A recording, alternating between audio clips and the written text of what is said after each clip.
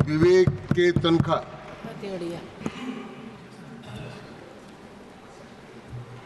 Sir, इस वक्त जब बोलने के लिए निमंत्रण मिलता है तो ऐसा लगता है you are like a night watchman, जैसे क्रिकेट में होता है लास्ट में। Anyway, let me do the best. आप तो अच्छे बोले रोले, आप बेटर अच्छे हो, आप नाइट वॉचमैन कैसे हो जाएंगे? ये स्पीच विवेक तनखा की नहीं है सर, ये स्पीच है देश के करोड़ों युवकों की, ये स्पीच है देश के 1.25 करोड़ गरीबों की, ये स्पीच है देश के लाखों मरीजों की, और ये स्पीच है देश के करोड़ों श्रद्धालुओं की तरफ से सर, जो हर बजट को बहुत उम्मीद और आशा से देखते हैं sir. Budget income, expenditure and expected expenditure जो होता है नेक्स्ट कमिंग ईयर का, उसका एक लेखा जोखा होता है सर। हमको बार बार ये बताया जा रहा है कि विकसित भारत जो 2047 तक अचीव होगा, एज इफ ये बजट उस विकसित भारत का बजट है। ये बजट तो 1 साल का बजट है। हमको तो ये भी नहीं पता कि 4 साल बाद क्या व्यवस्था होगी। इसी इलेक्शन में अगर 20 सीट कम हो जाती तो दूसरी और व्यवस्था हो सकती थी। तो मेरा ये कहना है कि बजट को एनुअल फीचर मान के उस साल के बारे में हम बात करें। हम तो आज बात करना चाहते हैं उस कुंभ के बारे में। अब 12 साल में ये महाकुंभ होता है, 12 साल के बजट में आपने क्या प्रावधान किया उस कुंभ के लिए? 300 किलोमीटर की कतार है सर, वहां घुसना मुश्किल है, एयरपोर्ट से कुंभ एरिया में पहुंचने में डिफिकल्टी है। Where is that infrastructure? आप जो इंफ्रास्ट्रक्चर की बात कर रहे हैं, where is that infrastructure?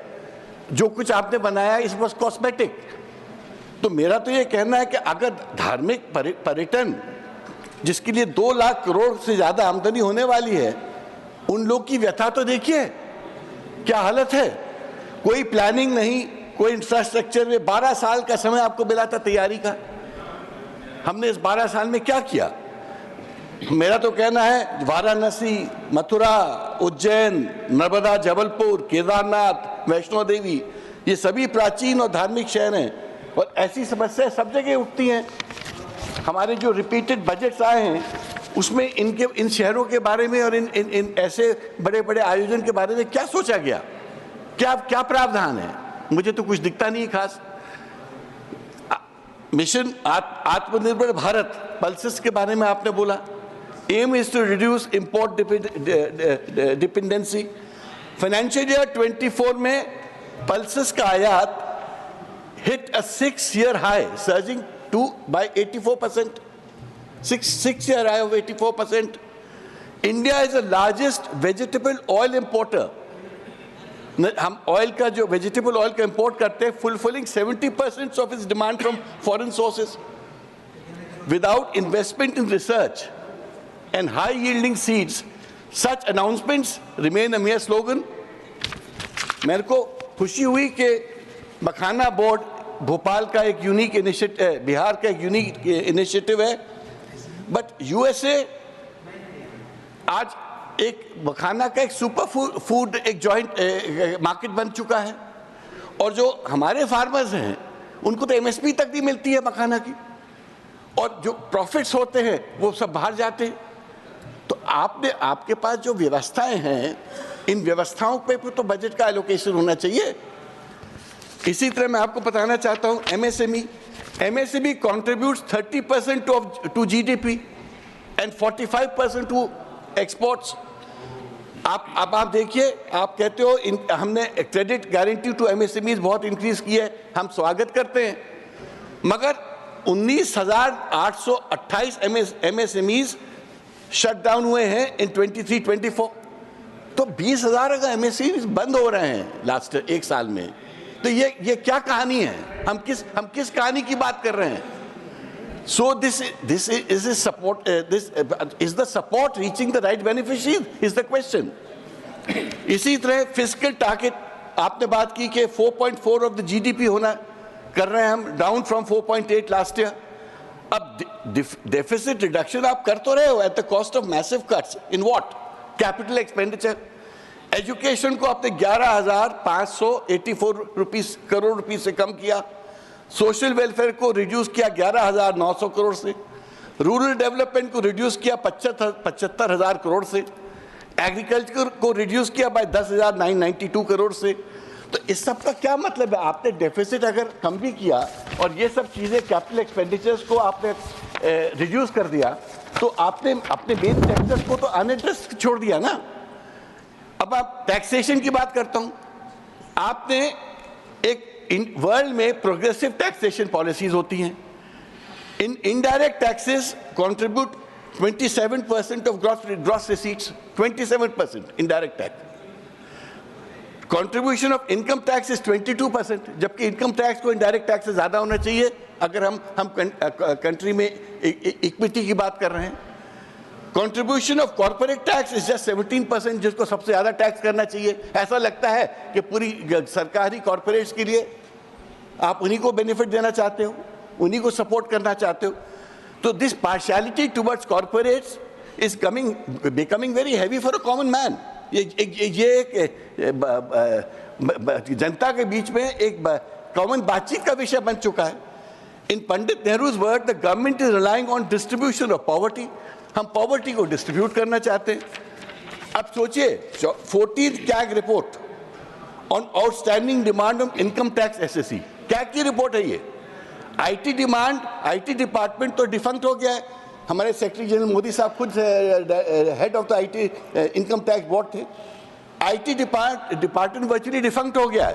CAG report का है कहना यह है कि 2011 में CAG found 84.3% of outstanding tax demand to be unrecoverable. 84.3% of outstanding tax demand to be unrecoverable, and this has now risen to 97%. That is 19.35 lakh crores is unrecoverable. आप recovery नहीं कर सकते। क्या कहता है? Despite multiple requests, CBDT refused to share tax defaulters data from March 2020 to 2024. अभी अगर आपका ट्रांसपेरेंसी ही नहीं है और सीबीडीटी अपना डाटा जो डिफॉल्टर्स का है कैग से शेयर नहीं करता है, तो हम क्या बोलें? IT department failed to produce records, ये क्या कह रहा है? Failed to produce records for several high demand cases including 3 firms owing about 11,000 crore. CAG के साथ आप छुपाते हो, कैग को नहीं बताने को तैयार हो आप। आउट ऑफ 2,156 ऑडिट क्वेरीज जो कैग ने क्वेरीज भेजी, 2,156, 81% वेर अनआंसर्ड, उनका आंसर ही नहीं दिया गया। Exposing systemic inefficiency in the tax recovery. अब आप कहते हो कि हम बहुत विकसित भारत की तरफ जा रहे हैं, आप कहते हैं हमारी टैक्स सिस्टम बहुत अच्छा है। अब इस कैग रिपोर्ट के बाद मैं क्या सोचूं सर, मैं क्या समझूं? अगर ये 19 लाख करोड़ जो हम कलेक्ट कर लेते हैं एफिशिएंटली, आप सोचो वो हमारा सोशल सेक्टर की spending on health, education, research, defence, food subsidy, मनरेगा and even a better Kumbh उससे ऑर्गेनाइज हो जाता। बट हम कलेक्ट ही नहीं कर पा रहे हैं अपने आउटस्टैंडिंग डिमांड्स। हमारा सिस्टम इतना वो हो गया है। अब मैं जाता हूँ इंडियन जुडिशरी पे आता हूँ। आप देखिए 5 करोड़ केसेस पेंडिंग हैं। आपने जुडिशरी की तरफ ध्यान क्या दिया है? तो 24-25 में आपने 6,461 करोड़ जुडिशरी को दिया था। 25-26 में आप प्रपोज कर रहे हो 5,850, आपने कम कर दिया है। केसेस की एरियर्स की जो संख्या बढ़ती जा रही है, 5 करोड़ पहुंच रही है, बजट कम होते जा रहा है। आपने मीडिएशन बिल पास किया, इट्स अ नॉन स्टार्टर, क्योंकि mediation bill means parallel setup. जैसे कोर्ट का सेटअप है, you need a parallel mediation setup. Where is that setup? Where are the mediators? Where is the building? जो लोग आएंगे वो बैठे, आप जितने दफे जितनी सूट्स फाइल होते हैं उतना मीडिएशन होना चाहिए, दैट्स द लॉ। बट उतने फिर कोर्ट रूम्स होने चाहिए, उतने प्लेस जहाँ मीडिएटर्स होंगे, काउंसलर्स होंगे, क्लाइंट्स आएंगे। सेटअप ही नहीं है, इंफ्रास्ट्रक्चर ही नहीं है, हमारी इंफ्रास्ट्रक्चर प्लानिंग ही नहीं होती है। We have more than 5 crore cases pending. अच्छा, every time you make a new law, आपको एक इम्पैक्ट असेसमेंट करना चाहिए कि न्यू लॉ से कितने केसेस जनरेट होंगे। कितने कोर्ट्स में केसेस बढ़ेंगे, कोई ऐसी प्लानिंग नहीं रहती। आपको एक्सटेंसिव ट्रेनिंग करना चाहिए फॉर जजेस, police and prosecutors, which is lacking. Digital infrastructure for case management and evidence storage कहाँ पर है? आज हमको अगर कोई क्राइम होता है चेन्नई में और हमको दिल्ली में बायोमेट्रिक्स की कोई जरूरत कनेक्ट करना है कि वो आदमी ने कभी दिल्ली में क्राइम किया था, ऑटोमेटिक कोई सेंट्रलाइज सिस्टम नहीं है। Implementation cost for new procedural requirements, I mean हर चीज़ इतनी आपने डिफिकल्ट बनाई हुई है। और बजट के माध्यम से अगर आप लिबरल होते जुडिशरी के साथ तो हो सकता है एक मॉडर्न जुडिशियल सेटअप आ जाता।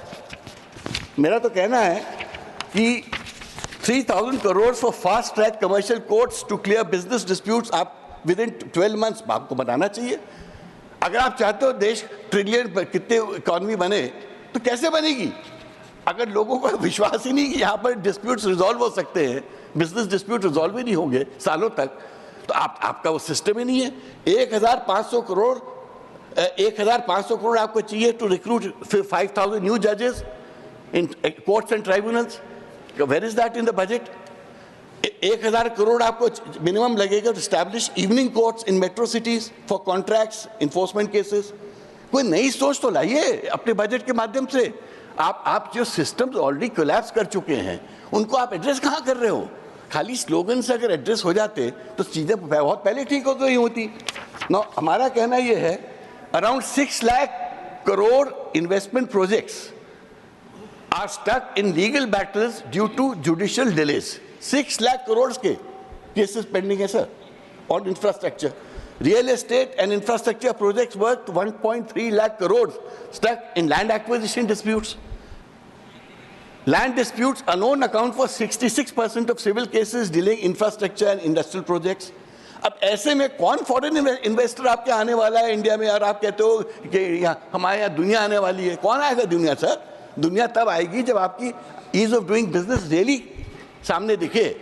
मतलब उस आदमी को लगना चाहिए कि मेरे साथ अन्याय हो, मेरे साथ गलत है, और मैं कोर्ट गया, कचहरी गया, ट्राइब्यूनल गया, अधिकारी के पास गया तो भी प्रॉब्लम सॉल्व हो जाएगी।